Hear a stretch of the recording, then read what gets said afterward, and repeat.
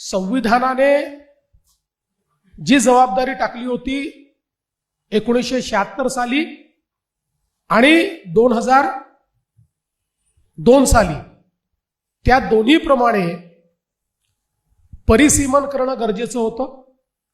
23 प्रमाणे परिसीमन गरजेचं होतं. आणि महत्वाचं की संख्या वाढ ही 2000 साली अपेक्षित होती, पण 2000 साली ती आपण 2022 नंतर नेली. आणि त्याचं कारण काय होतं, तर प्रत्येक वेळी दक्षिणेतली राज्य ही ऑब्जेक्शन घ्यायची की आम्ही पॉप्युलेशन कंट्रोल केला त्यामुळे आमच्यावर अन्याय होईल. आणि म्हणून त्याही संदर्भात एक अत्यंत महत्वाचा निर्णय हा या डिलिमिटेशन मध्ये घेण्यात आला. आणि तो निर्णय असा घेण्यात आला की त्या राज्यांमध्येच जितक्या लोकसभेच्या आणि जितक्या विधानसभेच्या जागा आहेत त्याच्यात 50% वाढ. म्हणजे मग कुठल्याही राज्यावर अन्यायाचा विषय संपला. उलट दक्षिणेच्या राज्यांचा जर आपण विचार केला तर आता देशाच्या लोकसभेत दक्षिणेतनं 23.76% खासदार येतात.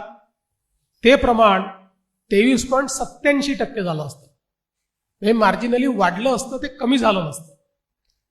आणि सगळ्यात महत्वाचं काय, हे करणं का गरजेचं आहे, पीपल्स रिप्रेझेंटेशन ऍक्ट मध्ये आपण लोकांना त्यांचे प्रतिनिधी लोकसंख्येच्या आधारावर गट पाडून निवडून देतो. ज्यावेळी भारताच्या लोकसभेमध्ये 242 प्लस 1 243 जागा, 542 प्लस 1 543 जागा, ज्यावेळी 543 जागा भारताच्या संसदेत असतील असं 1971 मध्ये ठरलं, त्यावेळी भारताची लोकसंख्या होती 45 कोटी. आणि आज भारताची लोकसंख्या आहे 140 कोटी.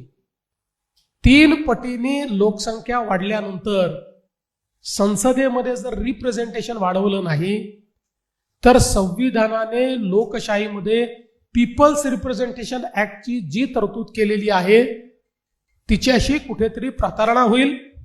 आणि म्हणून अतिशय विन विन फॉर्म्युला आपण काढला. सगळ्यांचं मत होतं जागा वाढल्या पाहिजेत, पण नॉर्थ साऊथ डिवाइड होईल. नॉर्थ साऊथ डिवाइड ही पूर्णपणे त्या ठिकाणी मोदीजींनी अवॉइड केली. सगळ्यांना समान संधी दिली आणि लेवल प्लेइंग फील्डवर आणून अशा पद्धतीचा निर्णय हा मोदीजींनी घेतला होता.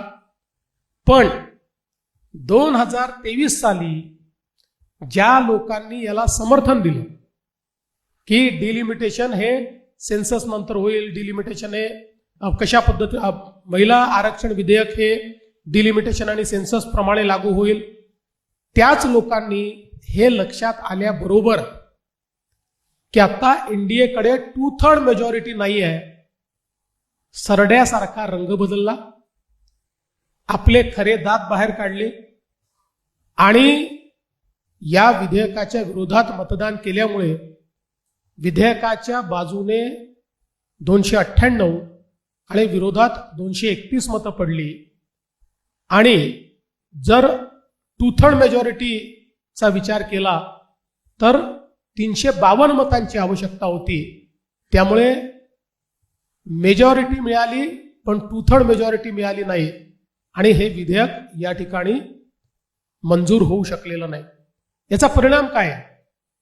याचा परिणाम असा आहे की लोकशाहीमध्ये महिलांच्या सहभागितेचा मृत्यू झालेला आहे, त्याची हत्या झालेली आहे.